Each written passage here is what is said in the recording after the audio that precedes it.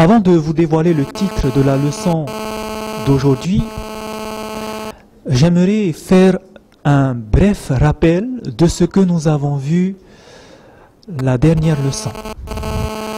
Nous avons vu qu'il y a eu une guerre dans le ciel. Cette guerre qu'il y a eu entre Lucifer et ses anges et Michael et ses anges, nous avons vu que ce qui s'est passé au ciel a eu des conséquences sur notre terre. Et nous avons vu que parce que Lucifer est descendu sur la terre, qu'il a tenté nos premiers parents, et que c'est au travers de cette tentation qu'ils ont enfreint le commandement de Dieu qui nous disait « Tu ne mangeras point du fruit de l'arbre de la connaissance du bien et du mal ». Et malheureusement, suite à cette transgression, il s'est passé des choses. Parmi ce qui s'est passé, nous avons vu que tous ceux qui vont naître d'Adam, c'est-à-dire toute sa descendance, donc tout homme, nous serons considérés comme des transgresseurs parce que nous ne faisons pas la volonté de Dieu, nous transgressons sa volonté. Nous avons vu que nous sommes finalement tous mauvais, un cœur mauvais. Nous avons vu que nous étions tous séparés de Dieu et nous avons vu également que finalement la conséquence c'est que nous sommes tous voués à une mort. Pas n'importe quelle mort, la mort éternelle qu'il y aura dans le futur. Nous avons vu que suite à l'entrée du péché sur cette terre, Dieu n'est pas resté sans rien faire. Il est venu à la recherche de l'homme. Et il va, au travers de plusieurs messagers, annoncer celui qui va venir pour écraser la tête du serpent. Il va parler au travers de différents prophètes. Et nous avons vu que celui qui devait arriver, celui qui a été choisi, ce qu'on a appelé loin, le Messie ou le Christ, devait suivre ce que Dieu a dit au travers de ses prophètes. Et nous avons vu que tout cela s'est réalisé dans une seule personne. La personne de Jésus de Nazareth. En effet, nous avons vu que Jésus est le Messie. Il n'y a que lui qui a répondu à tous ces indices que disait la prophétie. Mais deuxièmement, ce que nous pouvons dire, c'est que non seulement Jésus est le Messie, mais il est ce remède contre le péché. Nous avons vu que le péché faisait que nous étions tous transgresseurs et finalement avec lui nous pouvons être justes. Nous avons vu que nous avons un cœur mauvais et lui il peut nous donner un cœur changé. Nous avons vu que nous étions séparés de Dieu, il sera notre médiateur. Et nous avons vu que nous étions destinés à la mort éternelle, mais avec lui nous avons la vie éternelle. La question que nous allons voir ce soir et qui sera le thème principal de notre sujet, ça c'est vraiment une question fondamentale. C'est une question que tout le monde veut savoir. Lorsque nous savons que nous sommes pécheurs, lorsque nous savons que nous sommes voués à la mort éternelle et qu'on nous présente Jésus, la question est ceci. Comment est-ce que je peux être sûr d'avoir la vie éternelle? Qu'est-ce que je dois faire pour avoir la vie éternelle? C'est vraiment une question capitale, n'est-ce pas? C'est la question finalement que tous nous devrions nous poser. Qu'est-ce que je dois faire? Comment avoir la vie éternelle? Pour répondre à cette question, nous allons répondre par la parole de Dieu. Et nous avons vu que cette parole a été inspirée par le Saint-Esprit et que pour comprendre ce qui a été écrit, nous avons besoin du Saint-Esprit. C'est lui qui nous enseignera toutes choses, nous dit Jésus. Nous allons donc demander son aide. Et pour cela, je vous invite à incliner la tête et nous allons prier.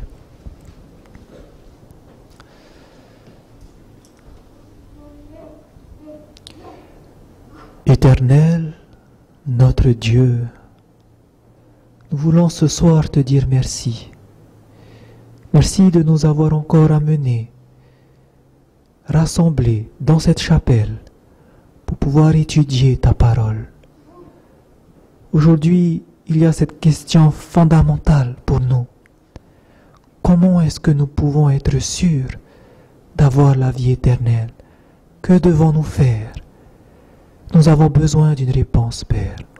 Et c'est pour ça que nous te demandons ton Esprit Saint, afin qu'il puisse nous éclairer, nous instruire ce soir. Que tu puisses disposer nos cœurs, que tu puisses nous donner cette intelligence qui vient de toi. S'il te plaît, puisses-tu parler au travers de ton serviteur. Humilie-le afin que toi seul sois glorifié. Nous te demandons de nous entourer de tes anges puissants et que tu puisses régner en maître ce soir. Merci d'entendre notre prière. Merci de l'exaucer, car c'est au nom de Jésus-Christ que nous te demandons toutes ces grâces. Amen.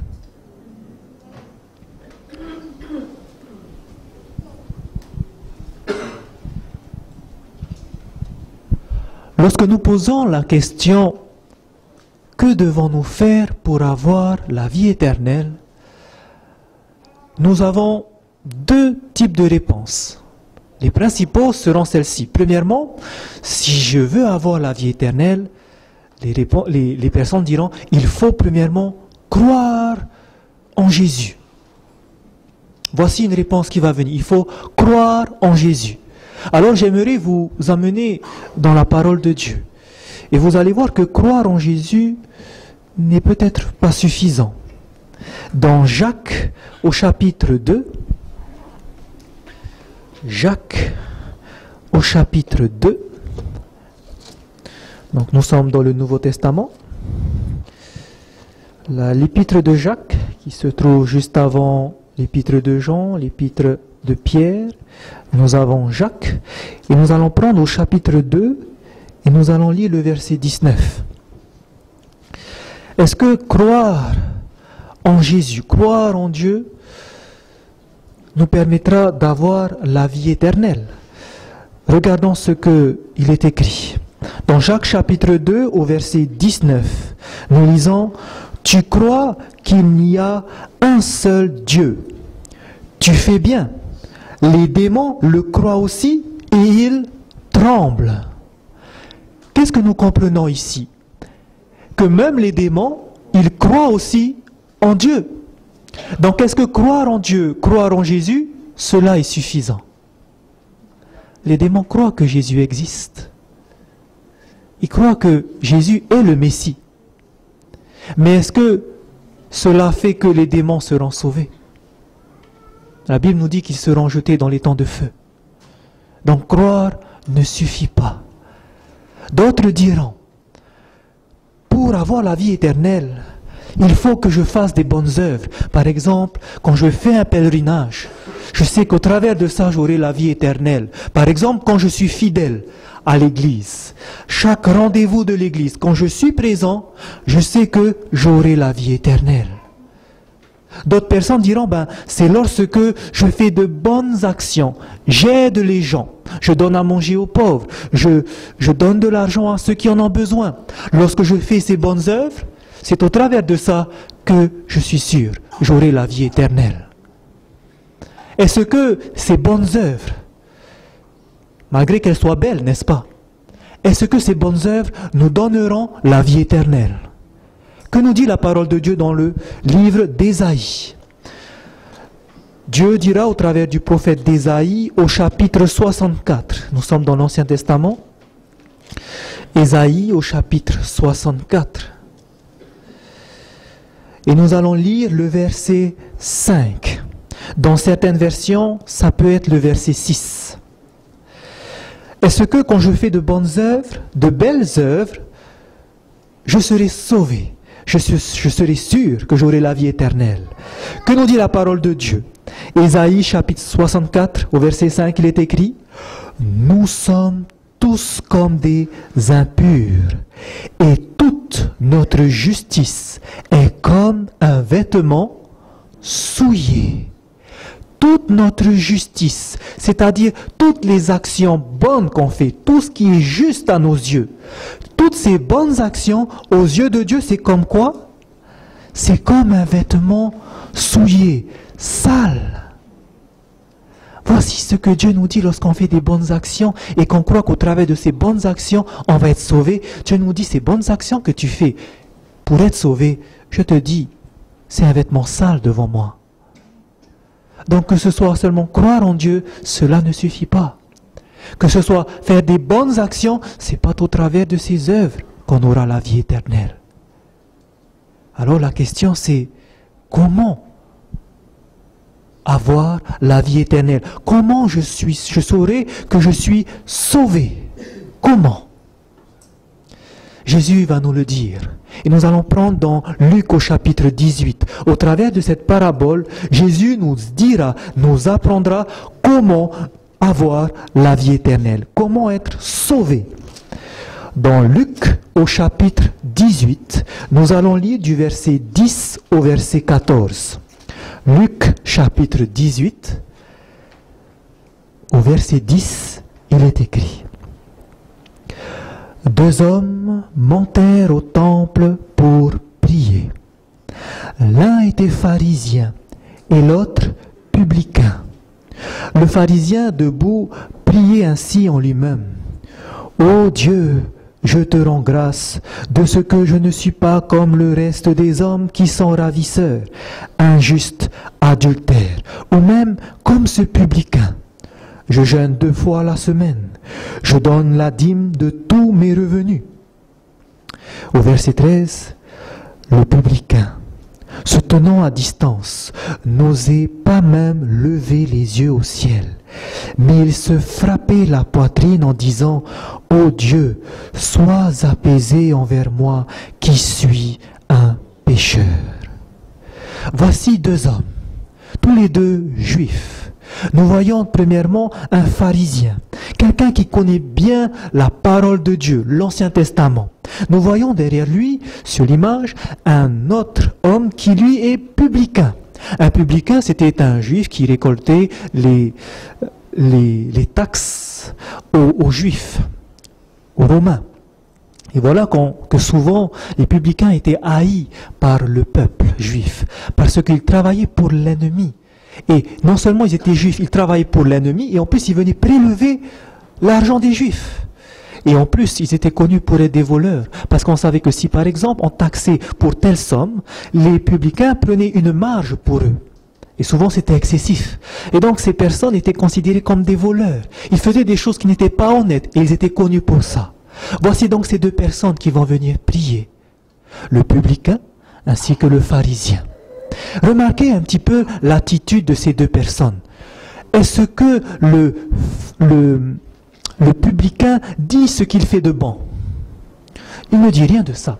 Alors que lorsque vous remarquez l'attitude du pharisien, il va dire ce qu'il fait de bon. Il dira par exemple: je jeûne 2 fois la semaine. Au verset 12, je donne la dîme de tous mes revenus. Est-ce que ce qu'il fait, c'est bien? Oui, c'est de bonnes choses, des choses que recommande la parole de Dieu. Mais il dit ce qu'il fait. Voici son attitude. J'ai fait ça, j'ai fait ci. Alors que lorsque vous allez regarder l'attitude du publicain, il va plutôt dire, regardez au verset 13, Ô Dieu, sois apaisé envers moi, qui suis un pécheur. Il est en train de dire ce qu'il est. Je suis un pécheur. 2 attitudes différentes. Et parmi ces 2 personnes, qui sera sauvé? Regardez au verset 14. Au verset 14, il est écrit: Je vous le dis, celui-ci, c'est-à-dire le dernier, le publicain, celui-ci descendit dans sa maison justifié plutôt que l'autre. Lorsque Jésus dit il rentre chez lui justifié, ça veut dire qu'aux yeux de Dieu, il est comment? Il est juste. S'il est juste, il est pardonné. S'il est pardonné, il est sauvé. Celui qui dit ce qu'il a fait, j'ai fait ci, j'ai fait ça, qui a fait ses bonnes œuvres, Jésus nous dit, il n'a pas été justifié, il est perdu. Alors que c'est celui qui a dit, je suis un pécheur. Jésus dit, celui-ci sera sauvé. Donc nous comprenons dans cette parabole qu'est-ce qu'il faut faire pour avoir la vie éternelle, pour être sauvé. Qu'est-ce qu'il faut faire? Il faut reconnaître qui nous sommes. Et nous sommes quoi selon la parole de Dieu? Nous sommes pécheurs. Et lorsque je reconnais que je suis pécheur, que je reconnais comme ce publicain que je suis voleur, que j'ai volé, quand je ressens cela, quand je ressens que aux yeux de Dieu, ce n'est pas bien, quand je ressens que ce que j'ai fait, c'est mauvais devant la face de Dieu, je ressens ce dégoût pour le péché. lorsque je ressens ces choses-là, c'est ce que la Bible appelle la repentance. Un changement de pensée. Moi qui aimais le péché, maintenant je ressens un dégoût du péché. C'est cela la repentance. Et c'est la première étape pour être sauvé. C'est ce que Jésus nous apprend ici. Reconnais d'abord qui tu es. Il faut que je comprenne qu'est-ce que je suis, qui je suis. Il faut que je comprenne ce que c'est que le péché. Et c'est là que beaucoup de personnes se trompent. Beaucoup de personnes ne savent pas ce que c'est que le péché. Et c'est pour ça que nous allons prendre un moment pour pouvoir comprendre c'est quoi le péché. Je suis pécheur, mais qu'est-ce que ça veut dire je suis pécheur? Lorsque vous prenez le mot péché vient du mot hébreu shata'a. Ça signifie tout simplement manquer le but. Lorsque la Bible note dans l'Ancien Testament péché, littéralement on devrait le dire manquer le but. C'est ça le péché, c'est de manquer le but. Et nous avons vu que le péché était entré à quel moment? Au Jardin d'Éden. Donc on va essayer maintenant de comprendre c'est quoi ce péché, c'est quoi ce but, cet objectif qui a été raté, cette cible qui a été ratée. C'est quoi ce péché? Souvenez-vous quand Dieu a créé l'homme. Dans Genèse au chapitre 1, on va nous dire qu'il va créer l'homme à son image. Quand Dieu va créer l'homme, il devait le créer à sa ressemblance. Il devait être un avec lui.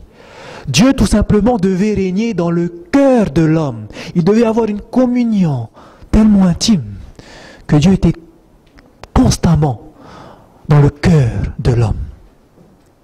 Et parce que Dieu était régné dans l'homme, que Dieu était en communion avec l'homme, qu'est-ce que Dieu a fait?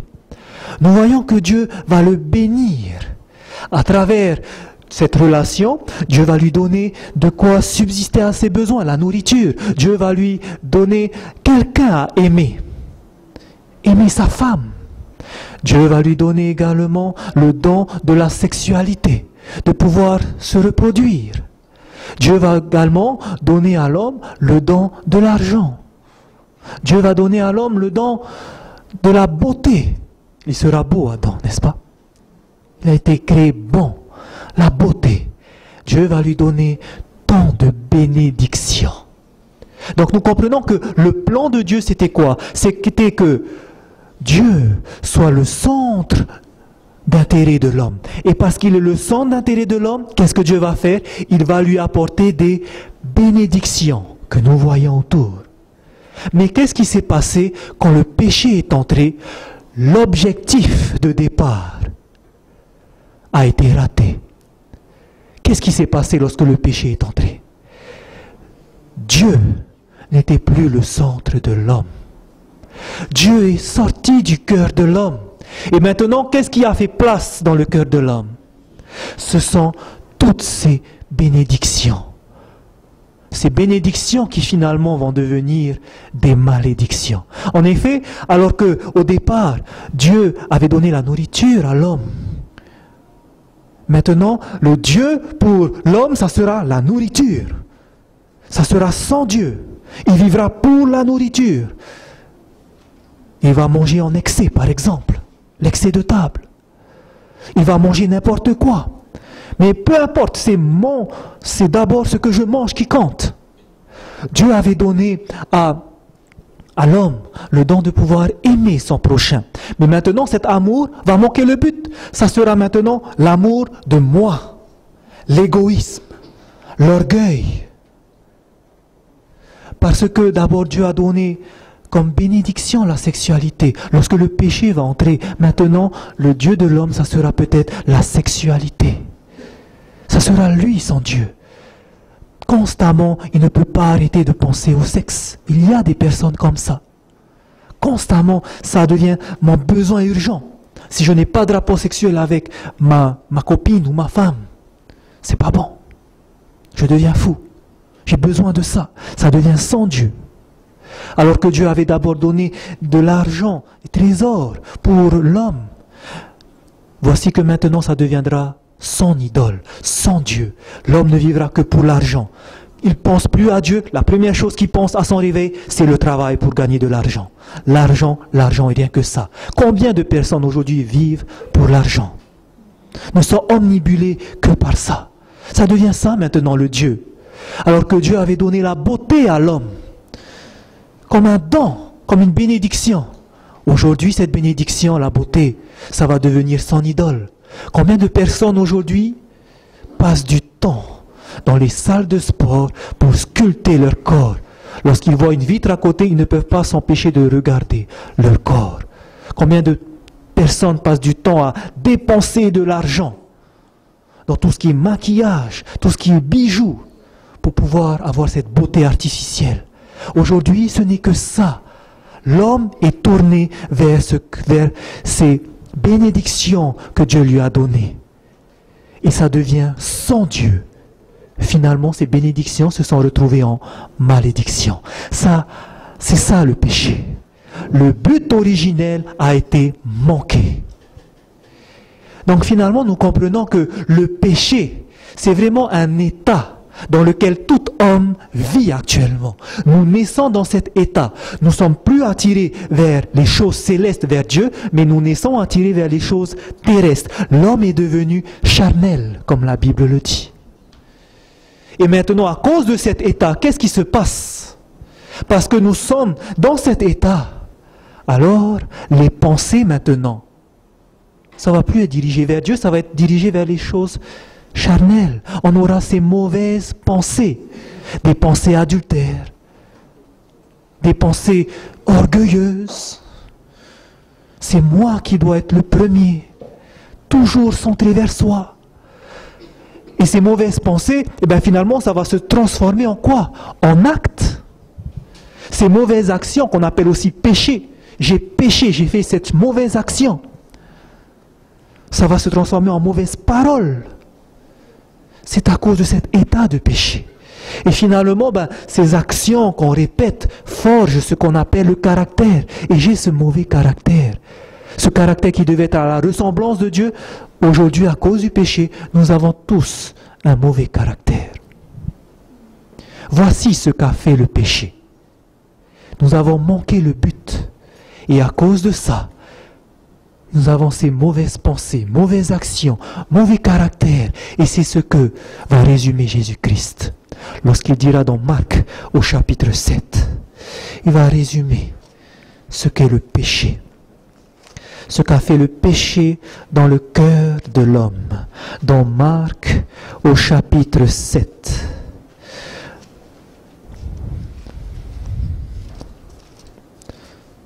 Marc au chapitre 7, nous allons lire au verset 21. Marc chapitre 7, au verset 21, il est écrit: car c'est du dedans, c'est du cœur des hommes que sortent les mauvaises pensées, les adultères, les impudicités, les meurtres, les vols, les cupidités, les méchancetés, la fraude, le dérèglement, le regard envieux, la calomnie, l'orgueil, la folie. C'est du cœur de l'homme que viennent toutes ces choses. Voici ce que c'est que le péché. Et donc, parce que nous vivons dans cet état, que notre cœur est mauvais, que nous avons de mauvaises pensées, mauvaises actions, que se passe-t-il à cause de ça? À cause du péché. Que nous dit la parole de Dieu dans Romains chapitre 6, verset 23? Que le salaire du péché, c'est la mort. Quelle mort? La mort éternelle. Comprenez-vous? Parce que nous sommes tous dans cet état. Nous avons tous déjà eu des pensées adultères. Nous avons tous déjà eu cette colère envers quelqu'un. Jésus dit c'est comme un meurtre. À cause de cela, nous sommes tous voués à la mort éternelle.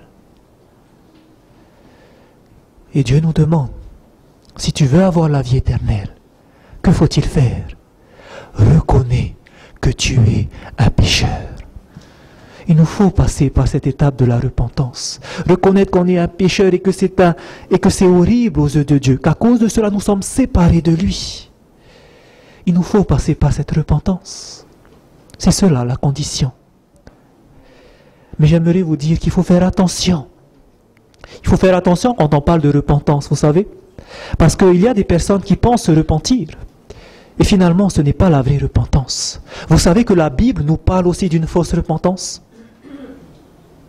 Regardez par exemple dans Matthieu au chapitre 27. Si nous comprenons que nous devons passer par la repentance, il faut que nous comprenions qu'il y a aussi une fausse repentance. Dans Matthieu au chapitre 27, nous nous souvenons que Judas avait livré son maître pour 30 cycles d'argent. Et regardez maintenant ce qui va se passer. Dans Marc au chapitre 27, au verset 3.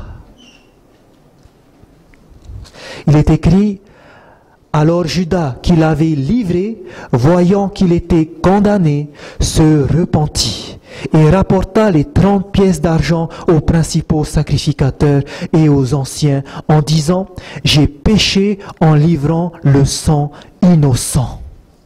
Que nous dit la Bible au sujet de Judas? Il se repentit. Est-ce que Judas s'est repenti? Oui. Mais est-ce que pour autant c'est ce qui fait qu'il aura la vie éternelle? Pourquoi il s'est repenti? C'est cela qui est important de comprendre. Regardez, gardez un doigt dans Matthieu chapitre 27 et allez dans Deutéronome chapitre 27. Il faut bien comprendre pourquoi Judas s'est repenti. Parce que vous allez voir ce que c'est qu'en réalité la fausse repentance. Lorsque nous prenons dans Deutéronome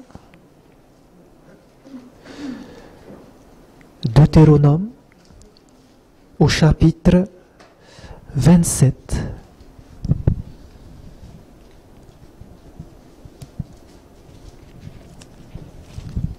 Deutéronome chapitre 27 au verset 25.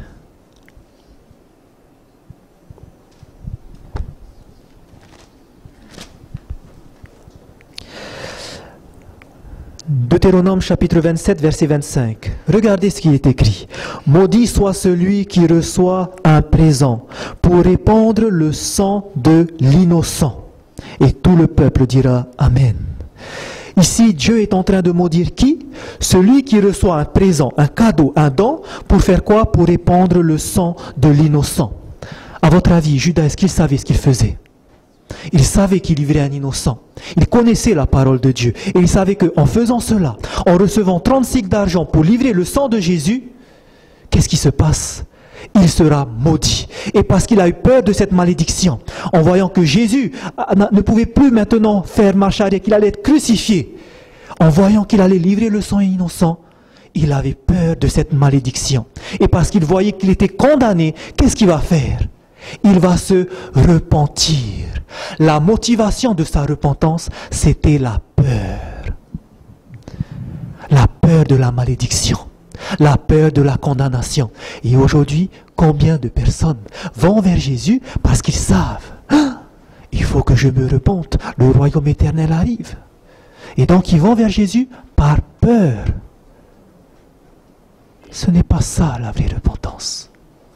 Et c'est pour ça que nous devons faire attention de ne pas aller vers Jésus par crainte, mais volontairement. Volontairement. Et nous allons voir tout à l'heure comment. Mais si nous prenons la vraie repentance maintenant, comment on saura que cette personne s'est repentie? Comment on peut savoir que quelqu'un a vraiment été dégoûté du péché? C'est cela maintenant la question. Si quelqu'un a été dégoûté du péché, si quelqu'un est passé par cette vraie repentance, par ce changement d'avis, la question est celle-ci. Si maintenant il comprend que ce qu'il a fait, c'est un péché, qu'est-ce qu'il va faire d'après vous? Il va continuer à le garder? S'il s'est vraiment repenti, s'il a compris que ce qu'il a fait c'est un péché, est-ce qu'il va continuer à le faire? La première chose qu'il va faire, vous savez c'est quoi? Il va d'abord se confesser. Il va dire à Dieu, pardon de ce que j'ai fait. Regardez ce que la Bible nous dit dans 1 Jean chapitre 1 verset 9. Nous allons voir maintenant la vraie repentance. Comment savoir la vraie repentance? Cette vraie repentance, ça doit se voir. Cette personne qui est passée par la vraie repentance, on doit voir quelque chose dans son attitude. S'il a péché, que va-t-il se passer? Dans 1 Jean au chapitre 1 au verset 9, nous lisons. Si nous confessons nos péchés, il est fidèle et juste pour nous les pardonner et pour nous purifier de toute iniquité. Quelqu'un qui a péché et qui sait que cela est mauvais aux yeux de Dieu, qu'est-ce qu'il va faire? Premièrement, il ne va plus continuer, mais il va confesser son péché. C'est ce que la Bible nous recommande. Et qu'est-ce qui se passe si nous confessons nos péchés alors? Dieu nous dit, il va nous les pardonner. Et s'il nous pardonne, est-ce que nous serons justes alors? Oui, et donc nous serons sauvés. C'est dans la continuité. Quelqu'un qui s'est repenti, il va passer par la confession de ses péchés. C'est comme ça qu'on voit que quelqu'un s'est réellement repenti. Pas seulement. Si maintenant, quelqu'un s'est réellement repenti et qu'il a fait du mal à une personne, là, ce n'est pas à Dieu. Il a fait du mal à Dieu, il confesse ses péchés à Dieu. Mais si maintenant, il a fait du mal à quelqu'un, qu'est-ce qui va se passer? Si quelqu'un s'est réellement converti, vous savez ce qui va se passer? Il va aller voir la personne et il va aller réparer ce qu'il a fait. Cela s'est passé dans le cœur de Zachée, vous savez? Regardez dans Luc au chapitre 19.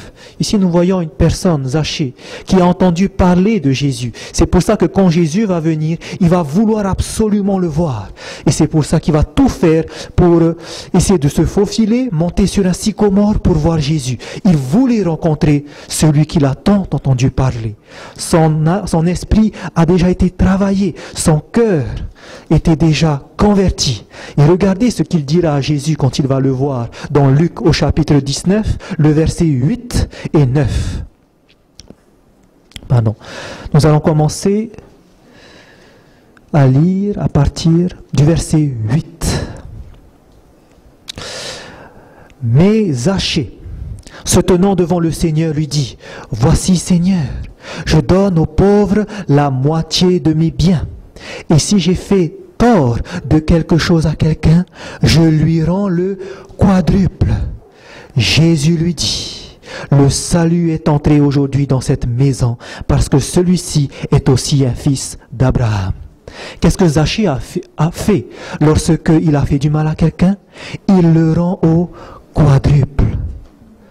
S'il a fait du mal, il va voir la personne, il demande pardon et en plus, il le rend au quadruple. Ça, c'est quelqu'un qui a été réellement converti. Et Jésus l'a reconnu. C'est pour ça qu'il va dire quoi à la fin? Que le salut est entré aujourd'hui dans cette maison parce que celui-ci est aussi un fils d'Abraham. Donc quelqu'un qui est réellement passé par la repentance, s'il pêche, il va confesser. Il ne veut plus recommencer. Deuxièmement, s'il a fait du mal contre quelqu'un, il va aller voir la personne pour demander pardon. Il va aller voir cette personne. Et maintenant, si c'est quelqu'un qui lui a fait du mal, si quelqu'un lui a fait du mal, comment savoir que cette personne est passée par la vraie repentance? Vous savez? Si quelqu'un lui a fait du mal, est-ce qu'il aura encore cette rancœur contre la personne? Si quelqu'un est passé par la vraie repentance, vous savez ce qui va se passer? Il va pardonner à cette personne ce qu'il lui a fait. Ça, c'est quelqu'un qui est passé par la vraie repentance. C'est ce que nous dit la parole de Dieu dans Matthieu chapitre 6. Quand on passe par cette vraie repentance, on confesse ses péchés.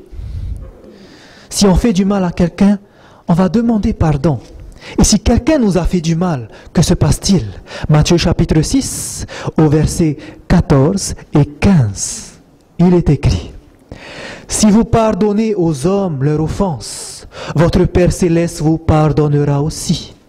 Mais si vous ne pardonnez pas aux hommes, votre Père ne vous pardonnera pas non plus vos offenses. » Quelqu'un qui est réellement converti, on va lui faire quelque chose, ça va lui blesser, il va pardonner à la personne. Et vous savez qu'est-ce que Dieu va faire pour cette personne? Parce qu'il a pardonné aux autres, Dieu aussi va le pardonner. Et alors il sera juste, et alors il sera sauvé. Voici ce qui se passe pour une personne qui a été touchée par la repentance. Il y a un changement dans la vie de la personne. Ce changement de vie, c'est ce que la parole de Dieu appelle la conversion. Ce n'est plus la même. Elle a le dégoût pour le péché. Elle pêche, qu'est-ce qu'elle va faire? Elle se repent. Elle se confesse à Dieu.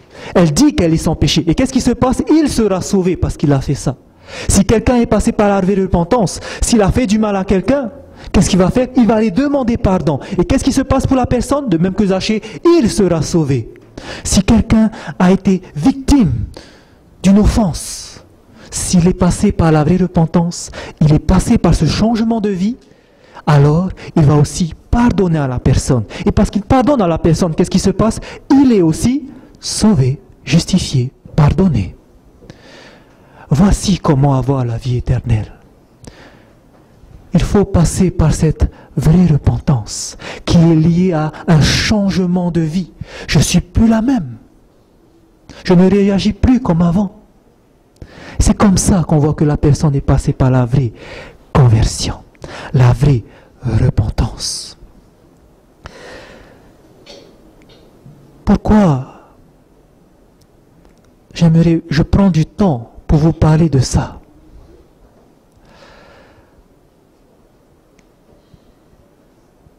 Parce que il y a des personnes qui pensent être repenties. Mais malheureusement, il n'y a pas de changement dans leur vie. Malheureusement, ils n'ont pas le dégoût pour le péché. Au contraire, ils continuent à pécher. Et parce qu'ils continuent à pécher, pensez-vous qu'ils vont être sauvés? Ils ne sont pas passés par la vraie repentance. Et c'est ce que Jésus dira malheureusement. Dans Matthieu au chapitre 7, regardez ce que Jésus dira au verset 21 au verset 23. 21 à 23, c'est important de comprendre que ce n'est pas nos œuvres, ce n'est pas seulement le fait de savoir que Jésus est le Messie, ce n'est pas seulement ça qui va faire que nous serons sauvés. Non, il faut passer par ce dégoût du péché, cette conversion. Parce que qu'est-ce qui se passe? Regardez ce que Jésus dira malheureusement. Dans Matthieu chapitre 7 au verset 21, il est écrit « Ceux qui me disent « Seigneur, Seigneur » n'entreront pas tous dans le royaume des cieux, mais celui-là seul qui fait la volonté de mon Père qui est dans les cieux. Plusieurs me diront ce jour-là « Seigneur, Seigneur, n'avons-nous pas prophétisé par ton nom ? N'avons-nous pas chassé des démons par ton nom? Et n'avons-nous pas fait beaucoup de miracles par ton nom? Alors je leur dirai ouvertement, je ne vous ai jamais connus. Retirez-vous de moi, vous qui commettez l'iniquité. » Qu'est-ce qui se passe pour ces personnes? Est-ce qu'ils croient en Jésus? Bien sûr, ils disent Seigneur, Seigneur. Ce sont des personnes qui croient en Jésus. Est-ce que ce sont des personnes qui font des œuvres pour Jésus? Oui, et en plus ils font de merveilleuses œuvres. Ils vont prophétiser au nom de Jésus-Christ. Ils vont faire des miracles au nom de Jésus-Christ. Ils vont chasser des démons au nom de Jésus-Christ. Mais est-ce que pour autant, parce qu'ils croient en Jésus, est-ce que pour autant, parce qu'ils ont fait des bonnes œuvres pour Jésus, est-ce que cela veut dire qu'ils seront sauvés? Qu'est-ce que Jésus dira? Ce n'est pas tous qui disent Seigneur, Seigneur qui entreront. Pourquoi ces personnes n'entreront pas? Regardez ce que Jésus dit au verset 23. Alors je leur dirai ouvertement, je ne vous ai jamais connus. Retirez-vous de moi, vous qui commettez l'iniquité, c'est-à-dire le péché. Que font ces personnes? Ils commettent le péché. Est-ce qu'ils sont passés par la repentance? Non. Est-ce qu'ils ont changé de vie? Non. Ils sont restés dans leur péché. C'est pour cela que Jésus ne les connaîtra pas quand il reviendra. Donc la base pour être sauvé, c'est d'abord d'avoir ce dégoût pour le péché. d'avoir cette repentance. Et c'est maintenant la question importante. Comment avoir cette repentance? Est-ce que vous n'aimeriez pas savoir comment avoir cette vraie repentance? Je pense que c'est la question capitale maintenant. Puisqu'on sait que c'est ça qu'il faut passer, c'est quoi la repentance? Regardons alors dans Romains au chapitre 2. Paul écrira aux Romains. Romains au chapitre 2.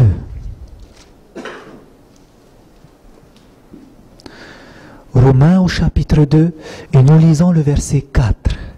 Il est écrit: comment avoir cette vraie repentance, la repentance qui sauve?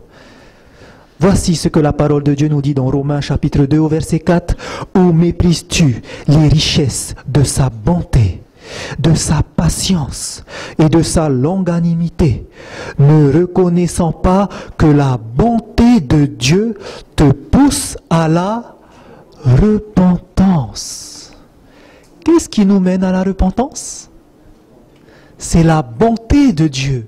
C'est quoi la bonté de Dieu qui nous pousse à cette repentance? Regardons dans Romains chapitre 5, au verset 8. C'est quoi cette bonté de Dieu qui nous pousse à la repentance? Mais Dieu prouve son amour envers nous, en ce que lorsque nous étions encore des pécheurs, Christ est mort pour nous. Voici, c'est quoi la bonté de Dieu qui nous pousse à la repentance? C'est que alors que nous étions encore des pécheurs, Dieu a montré sa bonté comment?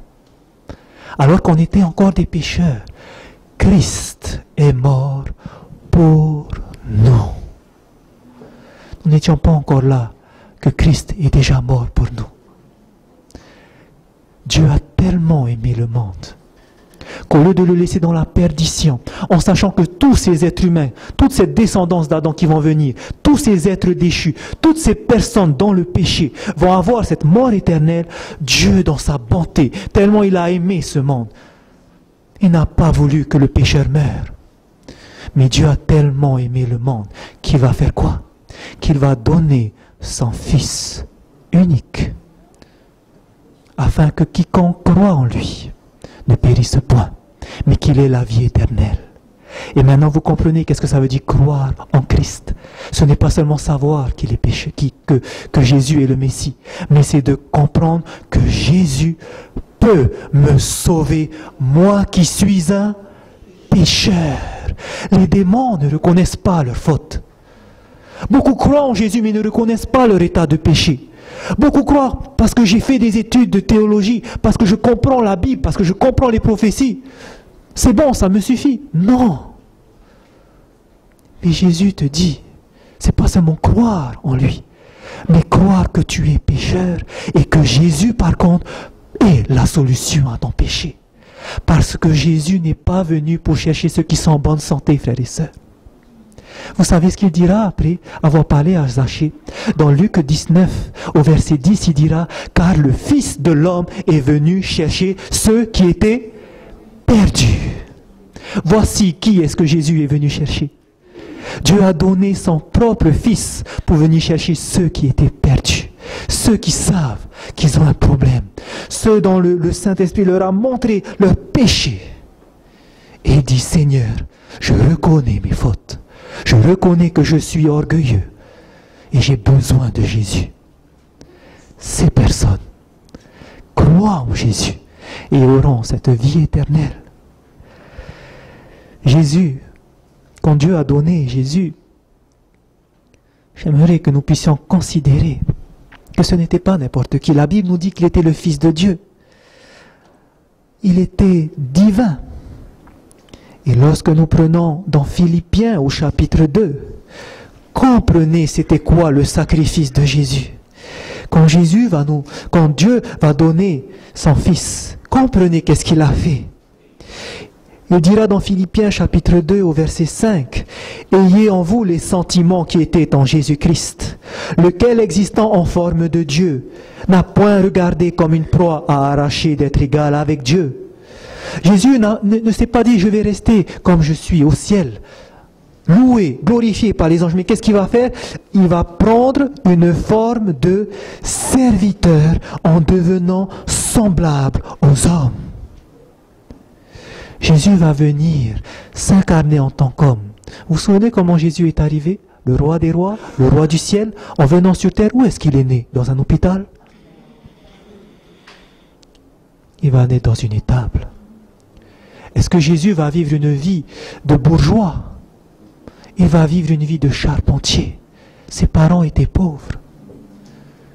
Imaginez un petit peu celui qui était au ciel, celui qui recevait l'adoration des anges, venir naître dans une étable, vivre une vie de pauvreté. Pourquoi? Pourquoi? Lisons la suite. Et après s'être trouvé dans la situation d'un homme, il s'est humilié lui-même, se rendant obéissant jusqu'à la mort, même jusqu'à la mort de la croix. Cette mort ignoble, Jésus va aller jusqu'à cette mort pour te sauver. Est-ce que tu comprends ce que le péché a fait? Lorsqu'on comprend cette bonté de Dieu, ce qu'il a fait pour pouvoir me sauver, il n'y a qu'une seule chose que je peux dire: Seigneur, je veux de Jésus-Christ. Je veux avoir Jésus-Christ maintenant. Est-ce que ce n'est pas votre souhait ce soir? Est-ce que vous ne voulez pas accepter Jésus-Christ, celui qui peut vous sauver de vos péchés? Lorsque vous comprenez cela, si vous acceptez Jésus-Christ, vous savez qu'est-ce qui va se passer? Je vais vous donner maintenant une bonne nouvelle. Si ce soir vous acceptez Jésus-Christ, et si vous l'avez accepté maintenant, regardez la bonne nouvelle. Regardez la bonne nouvelle. Jésus nous dit, dans Jean chapitre 6 au verset 47, « En vérité, je vous le dis, celui qui croit en moi, » pas simplement croire, nous l'avons vu, hein? C'est celui qui a accepté Jésus-Christ comme étant celui qui va le sauver de ses péchés. Parce que celui qui croit en moi, que dira Jésus? Il a la vie éternelle. Est-ce que Jésus a dit aura la vie éternelle? C'est pas dans le futur. C'est quand? C'est dans le présent. Maintenant, si tu acceptes Jésus-Christ comme étant ton sauveur, maintenant, voici la bonne nouvelle. Tu as la vie éternelle. N'est-ce pas beau tout ça? Maintenant, tu as l'assurance que tu as la vie éternelle. Les personnes disent, mais non, c'est pas normal, on ne peut pas savoir qu'on est sauvé. Non, c'est pas ça l'évangile. L'évangile, c'est pas que tu auras la vie éternelle et que tu vas vivre dans le doute maintenant. Non, maintenant, tu as la vie éternelle. C'est ce que Jean, le disciple de l'amour, va essayer de nous faire comprendre dans 1 Jean au chapitre 5, versets 12 et 13, où il dira ceci: celui qui a le Fils, qu'est-ce qu'il a? Il a la vie. Celui qui n'a pas le Fils de Dieu n'a pas la vie. Si vous acceptez Jésus-Christ, maintenant vous avez la vie éternelle. Et regardez ce qu'il dira au verset 13. Je vous ai écrit ces choses afin que vous sachiez que vous aurez la vie éternelle. Que vous avez la vie éternelle, vous qui croyez au nom du Fils de Dieu. Est-ce qu'on peut alors savoir qu'on a la vie éternelle? Oui, quand Jean a écrit, celui qui a le Fils a la vie, il nous dit, je vous ai écrit ces choses pour que vous sachiez. On peut savoir maintenant qu'on a la vie éternelle. Comment je peux savoir? Si j'ai accepté Jésus-Christ. C'est ce qui s'est passé pour ce larron à la croix. Le larron n'a rien fait de bon dans sa vie. Pour être à côté de Jésus-Christ, il a dû commettre les pires meurtres. Pour les Romains, la crucifixion était la mort la plus atroce qui existait. Le larron qui était à côté de Jésus n'a pas fait de bonnes choses dans sa vie. Et pourtant, lorsqu'il a marché avec Jésus, il a porté sa croix pour l'emmener au mont Golgotha. Il a vu que Jésus n'était pas un homme comme les autres. Lorsqu'on l'a vu, qu'on l'accusait, qu'on le fouettait, qu'il ne répondait rien, il a vu qu'il n'était pas un homme comme les autres. Et c'est pour ça qu'à la croix, alors qu'il était mourant, qu'est-ce qu'il a fait? Il a accepté Jésus-Christ. Il a dit à Jésus, lorsque tu reviendras, souviens-toi de moi. Et Jésus a dit qu'il sera avec lui dans son royaume. Jésus a dit qu'il sera sauvé parce qu'il a simplement reconnu qu'il était mauvais, qu'il a fait des actions atroces. Il a reconnu que cet homme était le Messie, que lui pouvait changer sa vie. Et parce qu'il a accepté Jésus, il a la vie éternelle. Voici, frères et sœurs, la bonne nouvelle.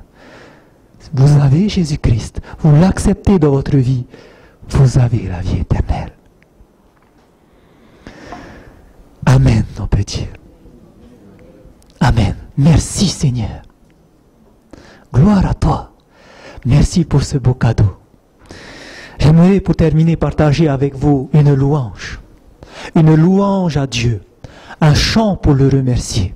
Cette louange a pour thème central ce verset, Zacharie chapitre 13 verset 1, où il est écrit qu'en ce jour, c'est une prophétie que Zacharie nous donne. Il nous dit, en ce jour, il y aura une fontaine ouverte pour la maison de David et pour les habitants de Jérusalem, pour le péché et pour l'impureté.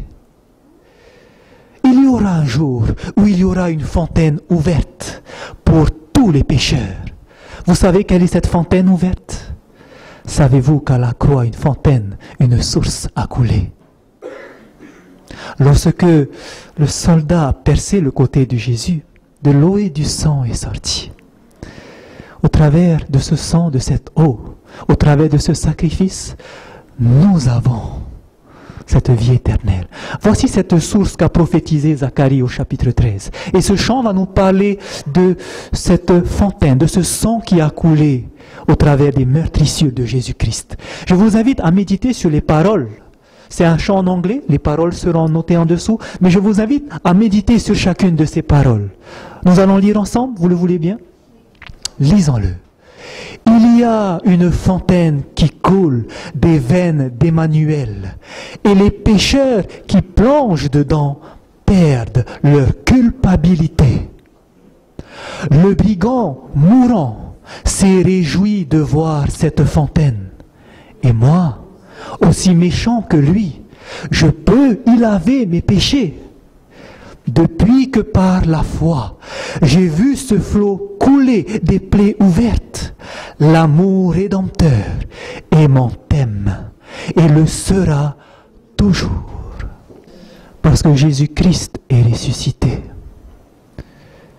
il pourra nous donner cette vie éternelle. C'est garanti. Tout ce que nous avons à faire, c'est de l'accepter. Quel est notre choix ce soir?